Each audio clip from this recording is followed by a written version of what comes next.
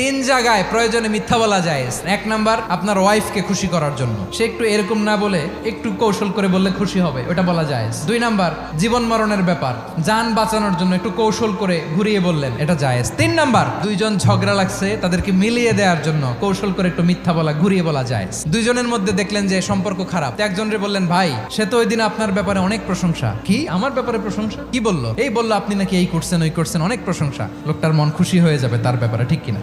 আবার তার সাথে যার ঝগড়া, ওরে যে বলুন, ভাই ওই দিন তো সে আপনার অনেক অ্যাপ্রিসিয়েশন করলো, অনেক, সে তো অবাক, কি রে বলে কি? এই যে দুইজনের ব্যাপারে দুইজনের একটু ভালো ভালো কথা বলে দিচ্ছেন, একদিন দেখবেন রাস্তা দিয়ে হাঁটার সময় একে অপরকে সালাম দিয়ে ফেলছে, সালাম দিয়ে বুকে জড়ায় ধরছে, আছে না নাই? আবার মিলমিশ হয়ে গেছে। কিন্তু আমাদের স্বভাব হইলো, দুই প্রতিবেশী যদি একসাথে বসে একসাথে হাঁটে, দূর থেকে দেখলে আমাদের জ্বলে, আছে না নাই? ঘটনা কি? এই দুইটার মধ্যে এত মিল কে? এই দুইটার মধ্যে গিরিঙ্গি লাগানো যায় কিভাবে? আল্লাহর কাছে তওবা করেন, এই মানসিকতার যেন আমরা না হয়, আমরা মিলিয়ে দিব।